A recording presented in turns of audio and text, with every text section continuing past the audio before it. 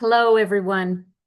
Canadians for Homeopathy is back with another episode in our series, A Homeopathic Dose of History.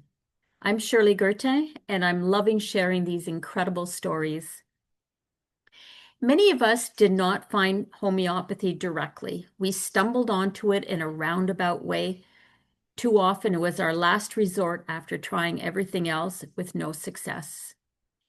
Those experiences make for some of the best stories, and I find it so fascinating that many of our great homeopathic heroes began their own journeys in exactly the same way, with skepticism, even resistance, until a personal experience changed everything. Today, I want to tell you such a story, the story of Constantine Herring, who is known as the father of American homeopathy. So here we go. Constantine Herring was born in Germany on January 1st, 1800, the very first day of the 19th century. He grew up in a large family that valued learning, with a father devoted to education and a mother of deep faith. The chaos of the Napoleonic Wars formed the backdrop to his youth, shaping him into someone disciplined and committed to helping others. From an early age, he had a passion for nature, collecting plants, insects, and minerals, a curiosity that stayed with him throughout his life. This love of learning and drive to be of service led him to study medicine, ultimately taking him to the University of Leipzig in 1820. But first, I need to set the stage as to what was going on in Leipzig at that very same time. It was very tense in that city. Samuel Hahnemann, the founder of homeopathy, who was now in his mid-60s, was at the peak of a controversy. He had been lecturing at the university for 10 years, but his little white globules and radical insistence on preparing the remedies himself had drawn the wrath of the city's pharmacists. They wanted to control the preparation of medicines, thus making the money the remedies would bring in. But Hahnemann, not trusting them, insisted on preparing them himself. So here is Herring, newly arrived in Leipzig in the midst of this storm. One can only imagine how the university corridors would have been buzzing with the talk of that eccentric doctor who dared to challenge the medical order. Samuel Hahnemann was not a diplomat. He had always faced controversy with fierce conviction and unapologetic bluntness. He openly condemned the harsh medical practices of his time, bloodletting, purging, toxic metals, calling them murderous medicine. He was willing to publicly shame malpractice and did not hesitate to call out his critics by name. But because of his refusal to compromise his principles in the making of the remedies, he lost his position at the university, and in 1821, Hahnemann left Leipzig. Meanwhile, Herring, barely 21 and newly arrived at the university, had quickly proved himself to be bright and hardworking. Before long, he became the assistant to Dr. Jacob Robbie, a former surgeon in Napoleon's army and a fierce critic of Hahnemann. Like many other physicians, he used to ridicule Hahnemann and homeopathy. At first, most assumed homeopathy would just fade away, what with Hahnemann having recently been kicked out of the city, but its popularity held on. Wanting to put a final stop to this, the local publisher wanted a book written against homeopathy. He hired Robbie, Herring's teacher, to write this book. Robbie liked the idea, but didn't have the time. So he gave the project to his favorite student, Constantine Herring. It seemed a perfect match, a bright student eager to make his mark, writing the final word on what would bury Hahnemann's heresy. Armed with his notes and a stack of Hahnemann's writings, he combed through the pages looking for flaws, for anything he could use to tear it down. But in the midst of that search, he stumbled across a striking challenge in Hahnemann's own words. Don't take my word for it. Repeat the experiments, do them carefully, and judge only by the results. Intrigued, Herring decided to try. He repeated the famous cinchona experiment and, to his surprise, got exactly the results Hahnemann described.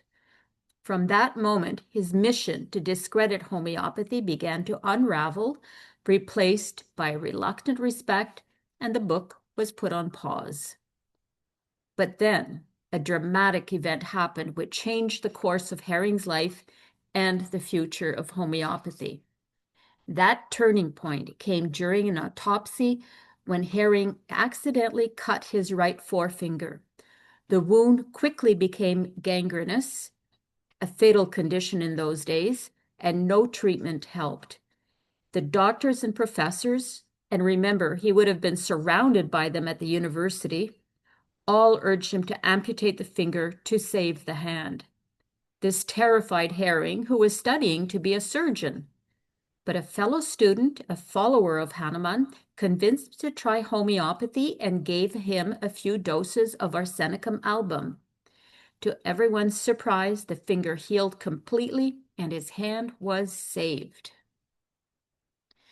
That moment changed Hering completely.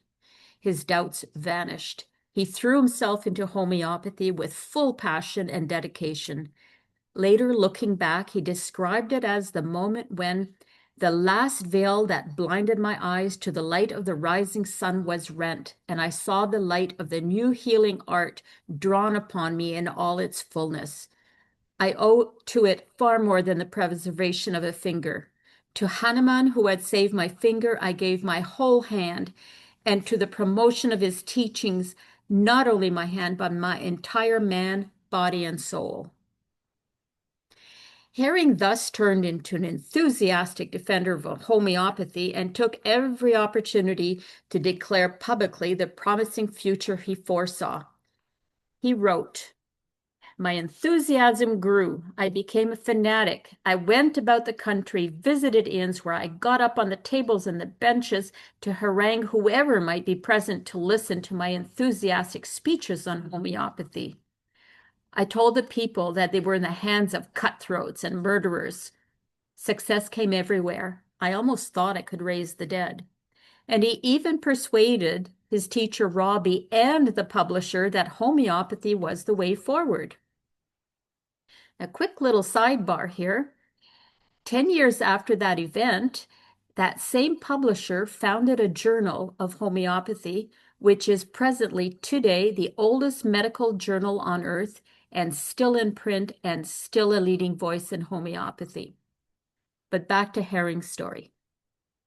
As you might expect, and sadly so, Hering's passion for homeopathy made his journey through medical school anything but easy. It cost him many friendships, and he even lost his stipend. Hering wrote, "I was dependent upon the school for support. I went to the place where my weekly expenditure was paid and asked for the allowance was due me. I received the money, but was told I should have no more unless I gave up dabbling in homeopathy.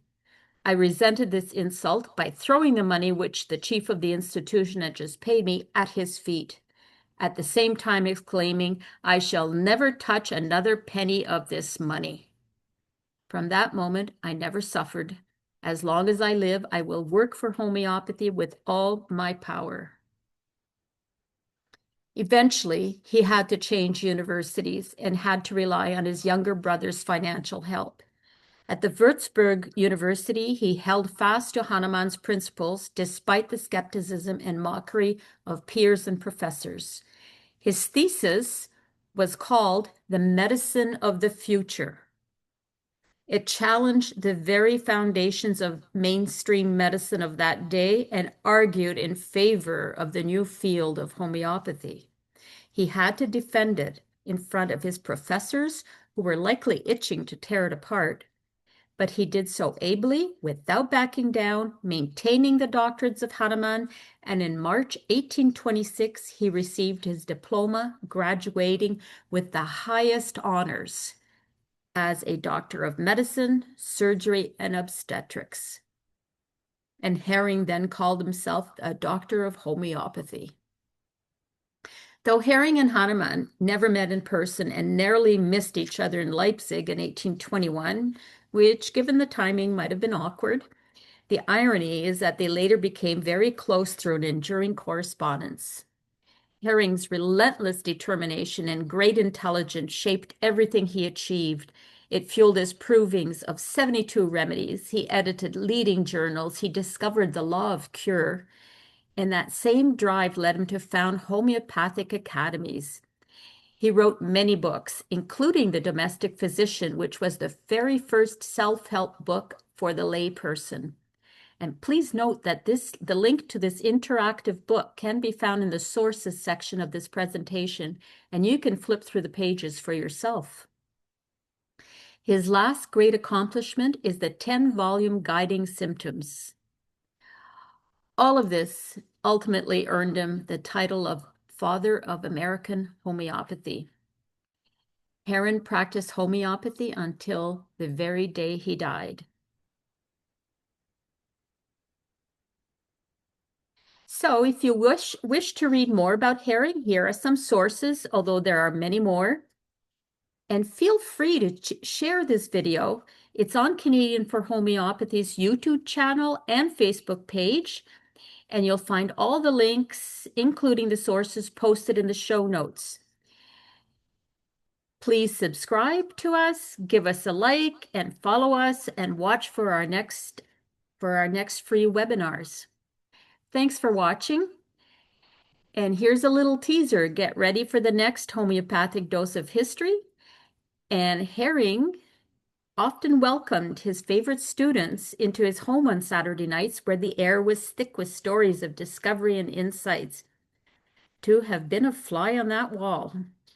Next time, I'll take you deep into the wild west of homeopathy, when Herring faced down the deadly bushmaster snake and when he risked handling explosive nitroglycerin to deliver the very first provings of Lachesis and Glenoin. Until next time.